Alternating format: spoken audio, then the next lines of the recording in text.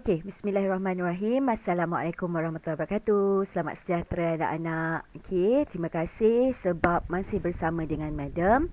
Okey, Madam tahu ada yang sedang dikuarantin, ada yang masih sakit dan sebagainya. So, bila online class ni kalau dalam keadaan yang larat, bolehlah join.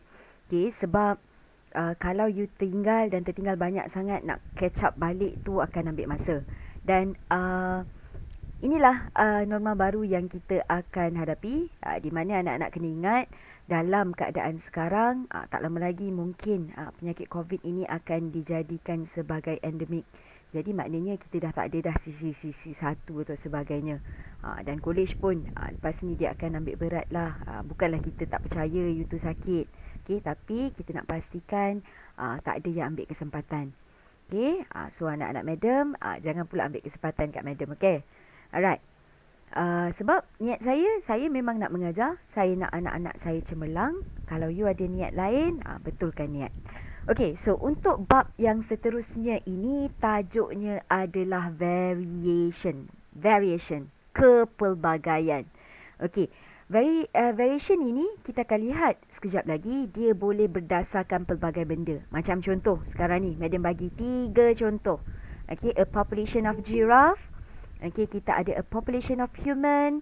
Okay, a population of pokok paling glamour, paling mahal sekarang dekat seantero dunia, iaitu pokok keladi. Okay, so apa yang you dapat lihat?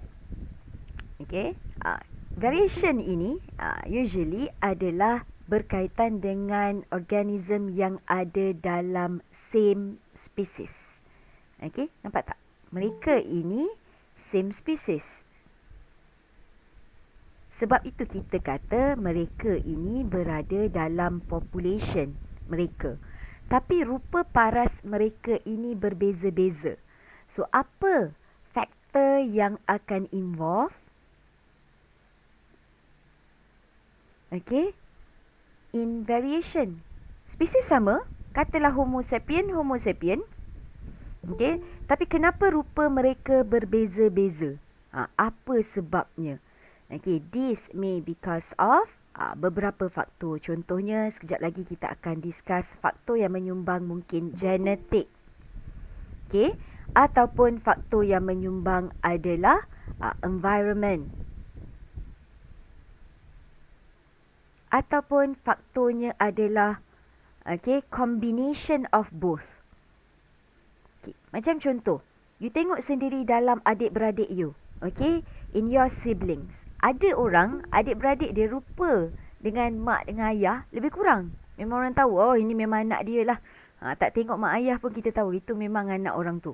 Okay, tapi in terms of adik-beradik pula, tak rupa sama. Ada rupa macam nenek, ada yang tak rupa pun macam mak ayah. Okay, so kat sinilah faktor-faktor variation ini mempengaruhi dalam representation of apa yang kita nampak ini lebih kepada phenotype dia. Kenapa bukan genotype? Kita tak nampak jin yang represent individu tu macam mana, tapi yang kita nampak ini lebih kepada physical appearance selepas proses variation ini berlaku. Okay, so kita pergi directly kepada nota kita. Okay, dalam bab variation ada beberapa subtopik. Okay, bab ni tak panjang pun, ada 4 subtopik sahaja. So hari ni saya rasa saya sempat untuk cover 2 subtopik, in which saya boleh cover 3.1 introduction to variation, dan juga kita boleh lihat tadi faktor-faktor ataupun source yang menyebabkan variation itu berlaku. Alright, so what is variation? Okay, stated in our notes, variation ini adalah difference in characteristic between individual from the same species. Okay, so ini adalah variation. Perbezaan karakteristik tapi melibatkan same species. Okay, kalau you tengok, you dengan kawan you dua-dua Homo sapien, rupa tak sama. Even adik-beradik pun kadang-kadang rupa tak sama. Okay, this is caused by variation. So, apa kepentingan variation?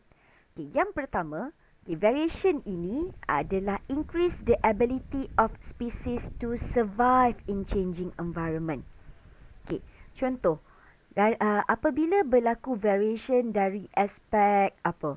Orang kata macam ada satu kupu-kupu ni, dia ada ciri dominan warna putih, ciri resesif warna hitam.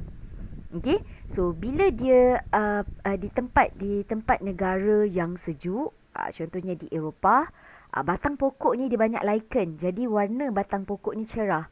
So, cara kupu-kupu ni nak avoid daripada dimakan oleh pemangsa seperti burung adalah camouflage, penyamaran.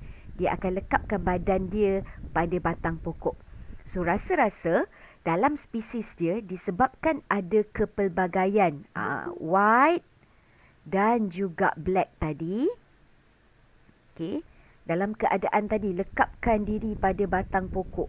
Mungkin yang warna putih tu dia lekapkan tak nampak. Okay, tapi yang warna hitam ni bila dia lekapkan, dia obviously nampak by pemangsa. So, burung pun datang dan burung pun makan yang warna hitam. Tapi apa kebaikan kepada population itu? Bila pemangsa nampak yang hitam, so yang warna putih ini masih boleh survive. Sebab tu dia kata ada kepelbagaian ni penting untuk ability untuk organism ataupun individu itu untuk survive. Contoh, macam katalah ini contoh yang orang kata tak relevan dengan biologi lah. Bayangkan kalau kita ni, rupa kita sama je semua. Okey, Madam Kiss rupa macam ni, siapa? Semua pelajar kelas 1, kelas 13 semua rupa sama. Dan datang satu serial killer, dia nak bunuh yang rupa macam kita. Dia tahu tak dia nak bunuh siapa? Tak ada kepelbagaian, tak ada rupa, tak ada identiti. So, apa jadi? Dia bunuh je semua. So, kat situ the survival tak ada lah pada population itu. So, variation penting yang pertama untuk ability untuk spesies itu untuk survive. Yang kedua, okay, kita tengok dia kata different phenotype may be able to inhabit a wider range of habitat. Dia boleh inhabit wider range of habitat. Bila ada kepelbagaian ini, ada adaptation, so dia boleh colonize tempat yang lebih luas. Sebab dia berjaya memastikan pertama tadi untuk survive. Okay? Dan seterusnya, sekiranya berlaku proses selection. Ni nanti kita akan belajar natural selection. Okay, di mana natural selection ini, yang akan hidup, yang akan survive adalah yang fetus. Okay? Ciri ataupun phenotype ataupun organism yang ada the fetus character. Okay, so dalam natural selection, bila ada variation, dia akan increase the frequency untuk advantage gene untuk survive. Nanti bila kita dah belajar, kita tengok balik variation ini punya peranan, kita akan boleh relate. Okay, dengan berlakunya variation, kita akan accumulate genetic difference may lead to the new species. So, bila dia pergi colonize satu tempat, okay, genetic difference ini, bila satu spesies dengan satu spesies, mungkin dia akan mating. Dia boleh lead kepada penghasilan spesies yang baru. Di mana proses ini nanti kita akan belajar, selain selection, kita belajar pasal speciation. Okay, proses speciation. Okay, a natural population with little variation may reduce. Okay, sekejap. Okay, sama dapat 40. Okay, Alhamdulillah. Okay, penghasilan kepada spesies yang baru apabila berlaku accumulation of genetic difference. Okay, bila dia adapt bersama-sama, dia akan mating bersama-sama untuk adapt tu, dia ke arah penghasilan spesies yang baru. Dan a natural population with little variation. Apa kesan dia pula? Sekiranya satu population itu dia ada very little variation, kurang variation dia. Okay, dan dia akan menyebabkan reduce its capacity to adapt to the changes in environment. So, sekiranya berlaku apa-apa bencana alam atau perubahan pada ekosistem, okay, spesies yang kurang variation inilah yang akan kurang survive. So, lagi banyak variation, tadi kita kata dia lagi tinggi survivalship sebab dia boleh colonize tempat baru, dia boleh hasilkan spesies baru. Tapi kalau kurang variation, dia akan reduce capacity. Sebab tu kita belajar importance ni dulu. Okay, kita nak nampak.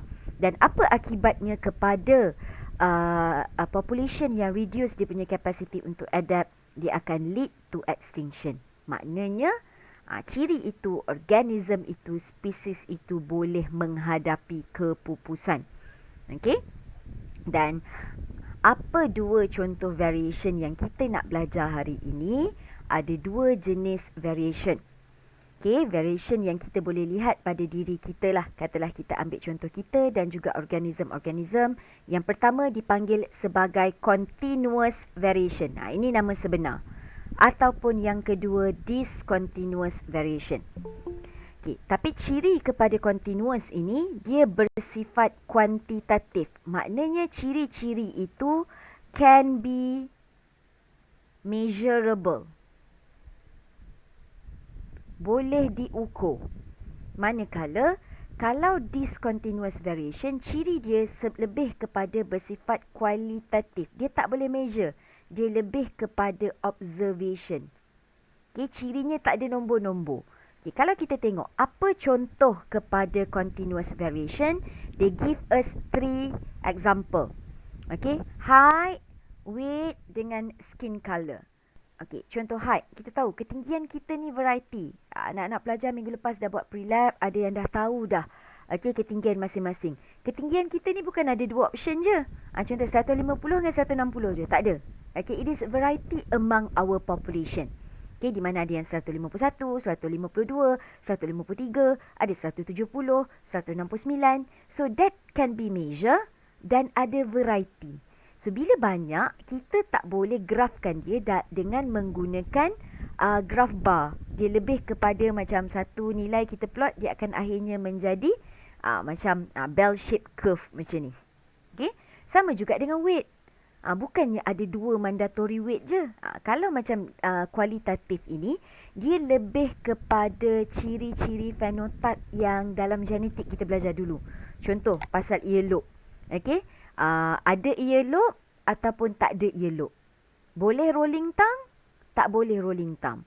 Jenis kumpulan darah, tak boleh nak measure-measure. Memang sama ada kumpulan darah A, B, O atau AB. Tak boleh tukar-tukar. So that is kualitatif.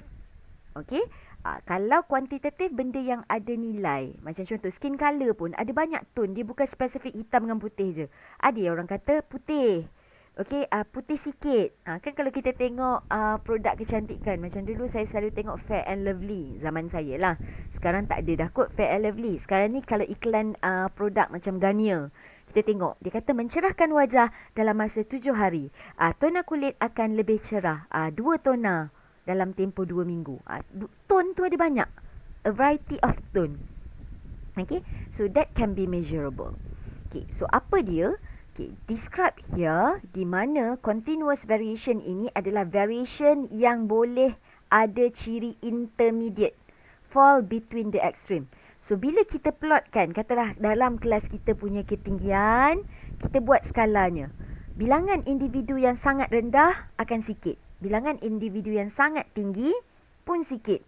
Tapi kebanyakan akan berada pada ketinggian yang kita kategorikan sebagai intermediate.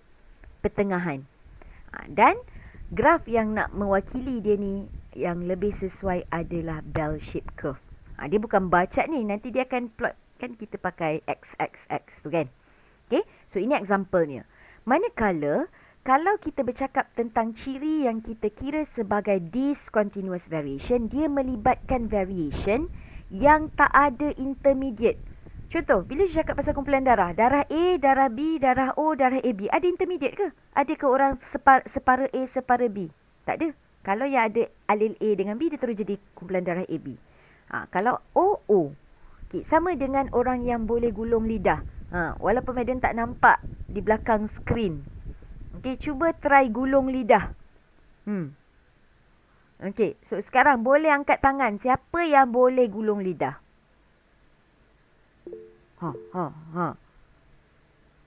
Kalau kita tengok ada orang tak angkat tangan tau. Sebabnya apa?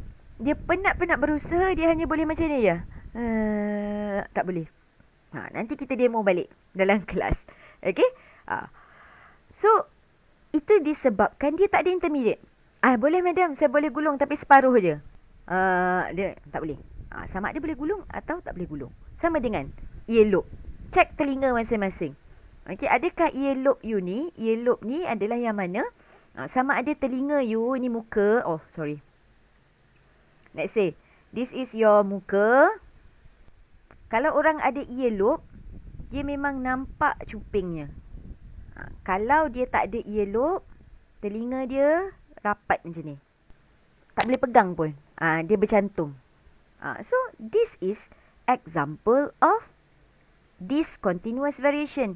So, dia tak akan jadi bell-shaped curve. Dia ada ikutlah. Kalaulah berkenaan dengan widow's peak. Widow's peak ni apa? Widow's peak ni yang macam Mickey Mouse tu. Cuba tengok dahi masing-masing. Kalau girls kena tunggu buka tudung lah. Okay, widow's peak ni ialah kalau muka, siapa yang rambut dia punya anak rambut tu dia ada macam tengah-tengah ni. Ini widow's peak. Ada orang anak rambut dia tu memang kalau muka dia bulat macam ni, dia memang flat je macam ni. Ni no widow's peak. Macam ni flat. Yang ni ada widow's peak. So ada dua je ciri. Tak ada intermediate. Ada widow's peak tapi separa. Tak ada. So ciri yang begini, macam contoh kalau plant berkenaan dengan bentuk garden pea macam hari tu. Dia ada wrinkle, ada smooth. Tak ada ciri intermediate. So ini adalah ciri discontinuous. Okay. So kalau dari segi graf yang menggambarkan this one kita panggil bell shape curve. Salah. Bell shape ini adalah shape-nya. Bell shape, sorry. Nama graf ini bell shape. Nama curve dia adalah, sorry. Okay, nama curve dia, madam baru ingat. Normal distribution curve. Okay, nama graf bentuk bell ni. You all kena bell kan lah, macam yang madam buat. Itu gunanya nota tu. Okay, kalau this one, graf ini disebut sebagai discrete. Macam ni je, ada kat bawah ni sebenarnya. Okay, discrete distribution curve. Okay, it is discrete distribution curve. Dan bentuk dia distribution curve. Okay, bentuk dia adalah bar chart. Dia dalam bentuk carta bar. Okay, dia akan ikutlah walaupun bilangan individu tapi dia ada pada dua karakter tertentu. Kalau ni dia akan ada satu bell shape ataupun kita panggil normal distribution curve. Okay, ini adalah ciri-ciri lain. Sebab in question, they usually ask you, apa ciri variation yang kita kategorikan sebagai continuous? Apa ciri variation yang kita kategorikan sebagai discontinuous? Okay. So, apa pula persamaan antara keduanya? Okay. So, yang ini kalau kita lihat, kalau continuous tadi yang bersifat that one, ini antara ciri-cirinya. Yang pertama, dia have intermediate phenotype. Okay, kita tak cakap intermediate saja. Intermediate mesti ada perkataan phenotype. Maknanya ciri itu, ketinggian, berat tadi, skin colour, dia adalah phenotype dan ada ciri intermediate. Ciri tengah-tengah yang biasanya menjadi paling ramai individu dalam population tu ada ciri tersebut.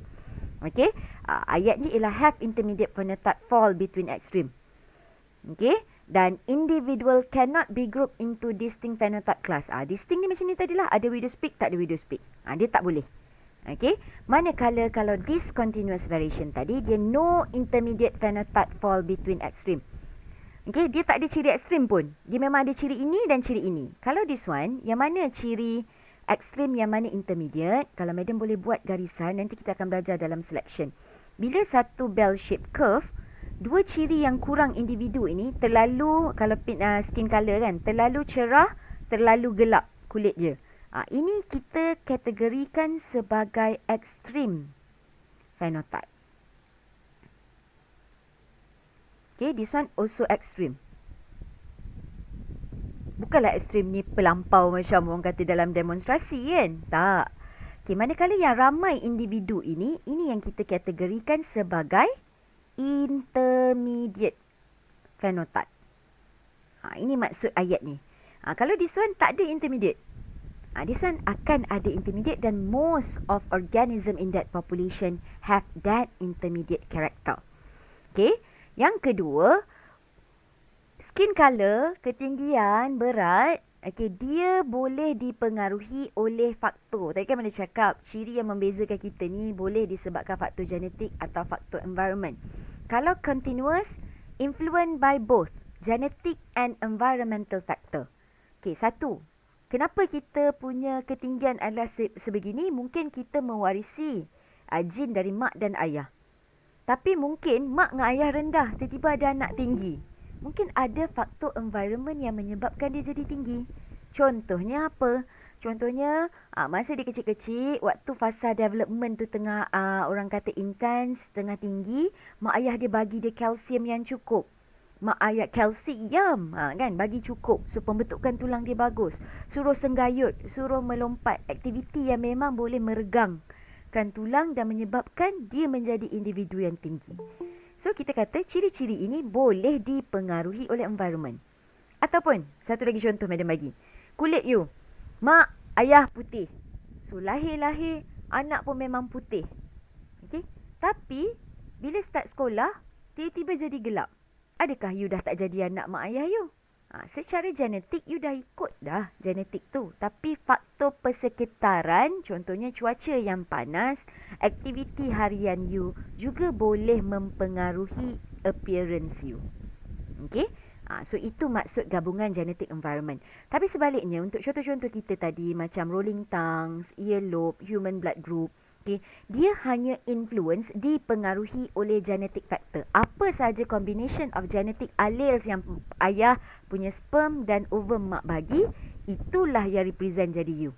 Faktor environment tak boleh ubah. Contoh, telinga yang tak ada earlobe dedahkan kepada angin, berlakulah weathering.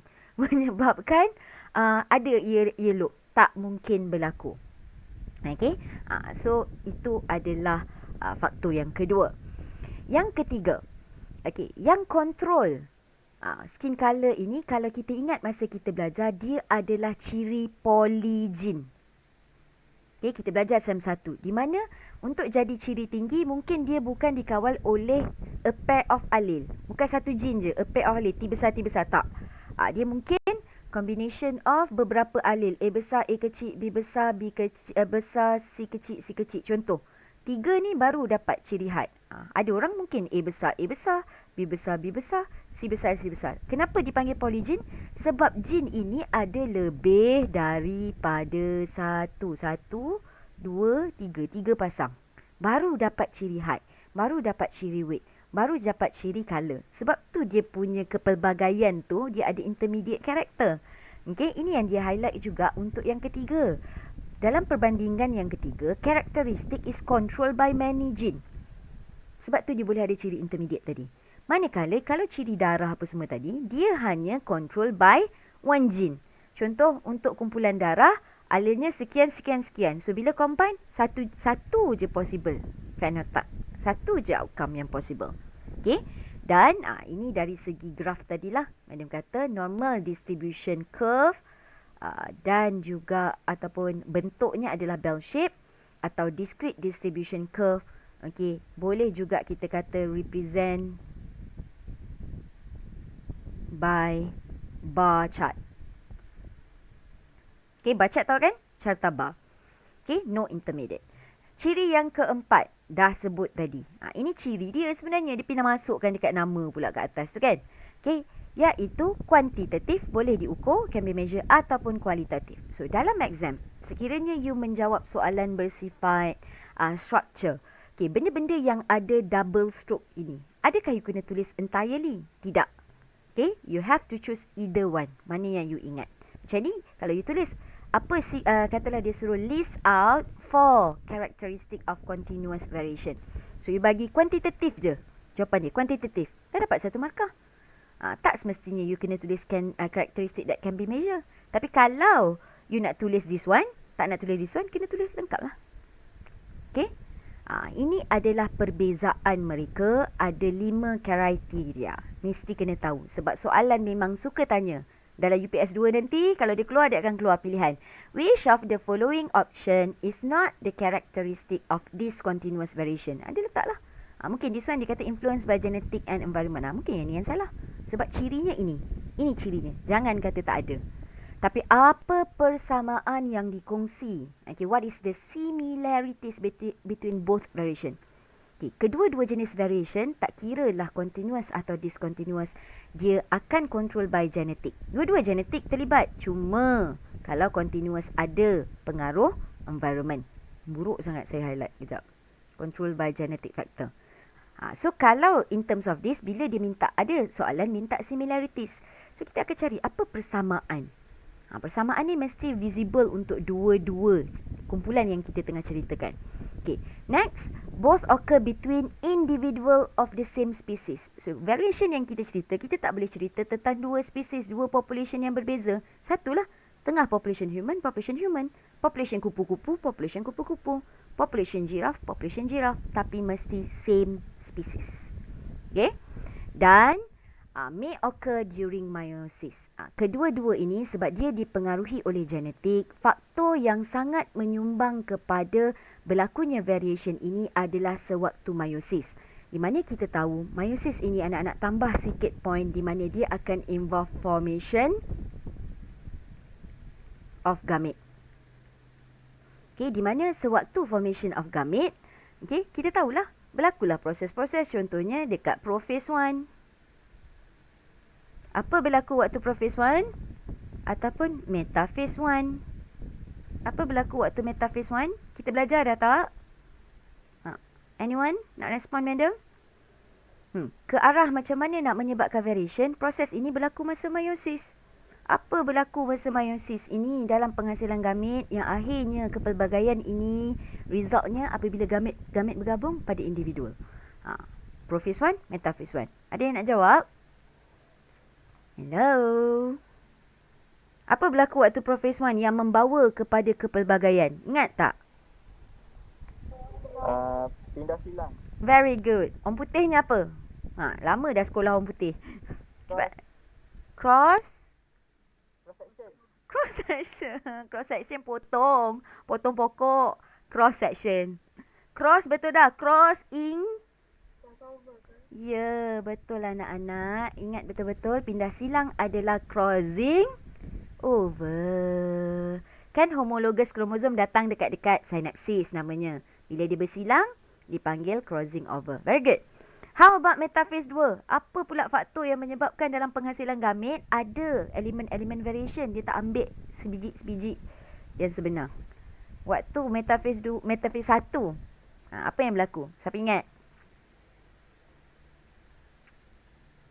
Tak ingat, madam? Buku SEM 1 tinggal rumah. Very good. Okay, independent assortment. Okay, penyusunan. Kan kromosom mak ayah kan, kalau kita gambarkan warna merah biru tu kan, dia tak semestinya merah satu baris, biru satu baris. Dia boleh bersilang-silang. Okay, ikutlah dia nak duduk pada kedudukan mana. Okay, betul. Independent assortment. Sebenarnya ada point ni kat bawah. Saja je nak uji. Okay, so itulah dia. Sedikit berkenaan continuous dan discontinuous variation, definition dan juga importance. Okay, dalam 3.2 saya proceed lah terus tau. Tak nak ni, maknanya kita tak tahu waktu bila pula yang nanti mungkin kita nak guna untuk buat ulang kaji kan. Macam hari tu kita ada free time sikit. Selepas habis biodiversity kita boleh buat ulang kaji UPS. Okay, macam Sabtu lepas. Okay, source of variation. Ini yang kita cerita tadi. Kan kita kata ada faktor environment. Ini yang pertama. Dia kata yang tadi genetic, environment. Buruk sangat. Okay, environment. Okay, apa faktor genetik? Kita baru sebut tadi. Okay, pandai anak-anak madam. Okay, crossing over.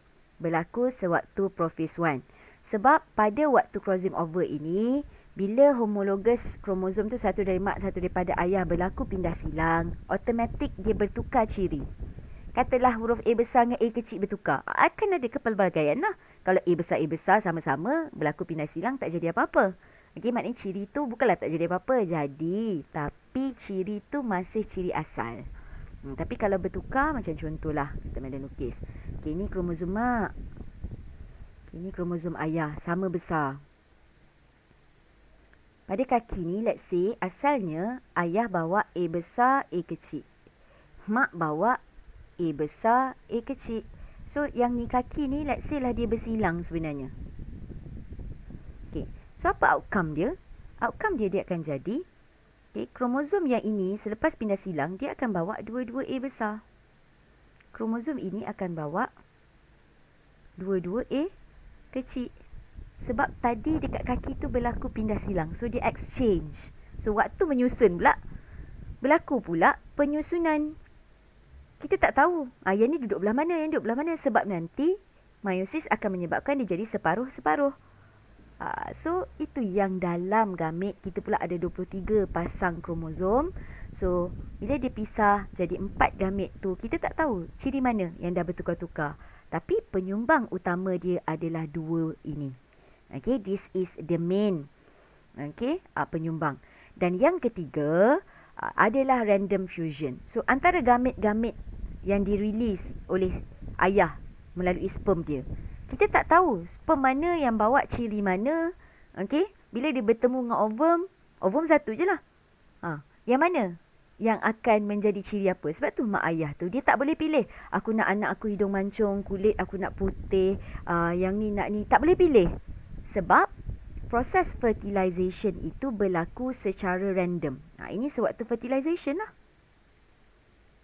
So, 3 faktor ini kita boleh kata adalah normal event.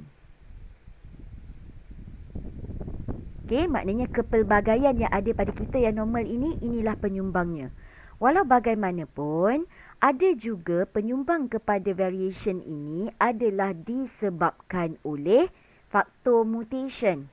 Masih lagi disebabkan genetik. Tapi ini berlaku kepada individu yang ada, macam contoh yang kita kata Down syndrome, kita pernah belajar.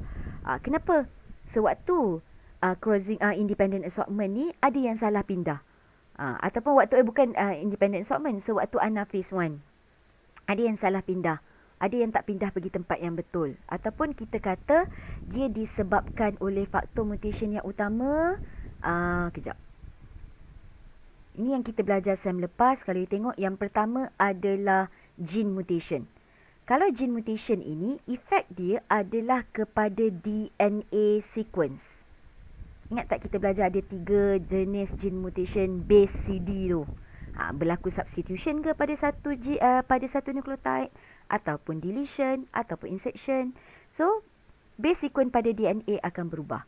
Ataupun berlaku chromosomal mutation. Yang ini basically disebabkan oleh, kalau berlakunya structure, ini maknanya aberration. Maknanya ada kaki tu pendek ke, tertambah ke, translocate ke. Ataupun satu lagi adalah disebabkan oleh non-disjunction. Ingat tak non-disjunction? Salah pindah. Itu yang ada orang kromosom 21 ada 2, tiba-tiba dia ada 3. Ataupun kromosom 21 sepatutnya ada 2, tiba-tiba ada 1. Itu yang kes-kes Down syndrome ataupun kita kata monosomy 21. Ataupun yang ada masalah genetik dari segi sepatutnya XY atau XX, tiba-tiba ada XXY. Jadi Klinefelter. That one disebabkan oleh non-disjunction.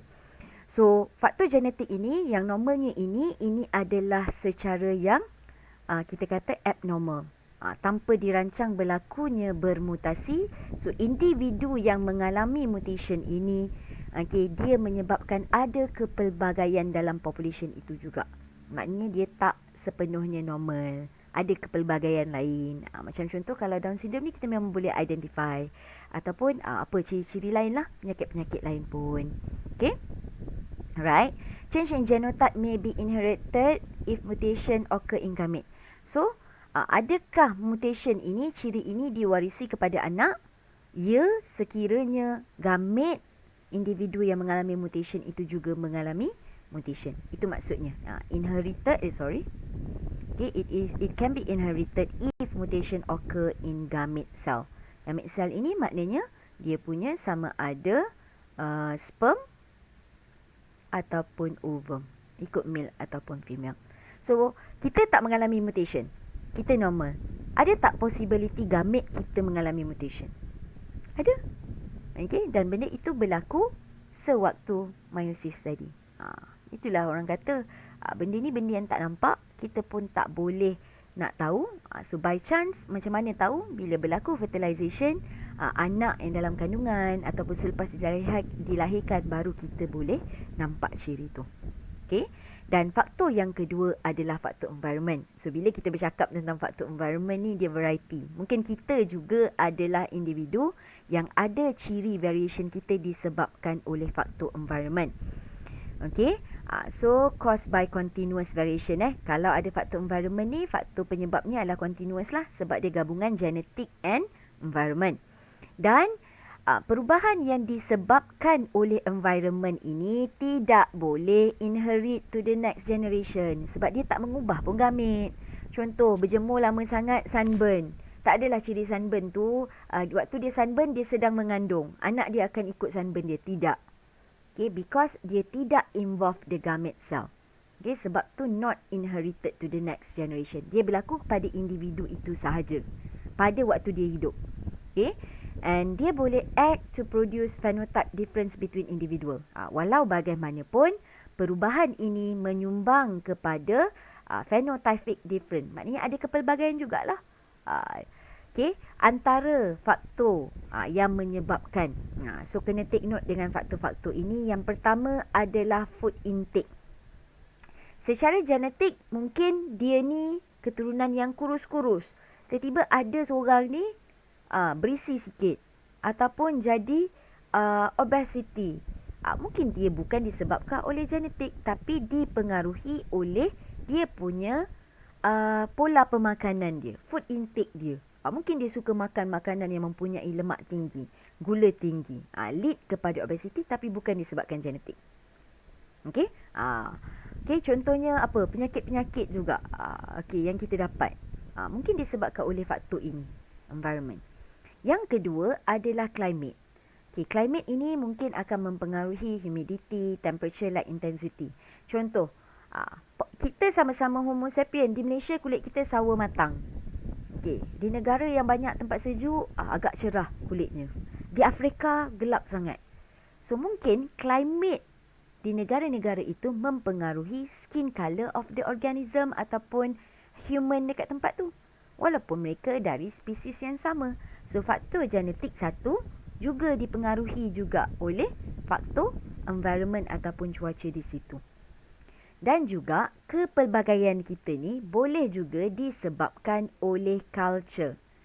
Contoh, secara naturalnya, orang lelaki suka rambutnya pendek lah. Kita tahu, lelaki biasa rambut pendek, boy cut kan. Yang perempuan, kalau Muslim pakai tudung. Itu culture lah tu. So kita tak tahu rambut dia macam mana. Tapi ada juga orang Sikh, lelaki yang rambut panjang. Dan disiputkannya di bahagian depan, dia jadi dia punya turban. Ataupun bukan sebab orang ni lelaki semua pendek, tak ada. Ataupun Buddhis, bukan sebab dia memang secara genetik botak.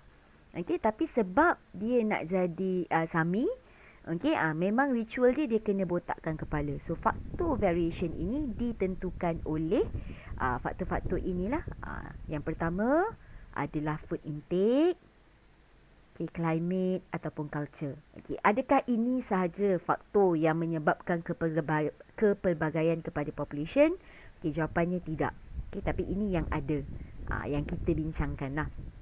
Dan kita kena sedar, terutamanya dalam continuous variation, sebenarnya bukan environmental variation ini berlaku sendirian, atau genetik ini berlaku genetik sahaja. Dalam beberapa situasi, berlaku juga sebenarnya interaction between genetic and environmental factor. Di mana variation also may be due to interaction between genetic and environmental influence. So itulah yang kita nak bincang pada hari ini. So saya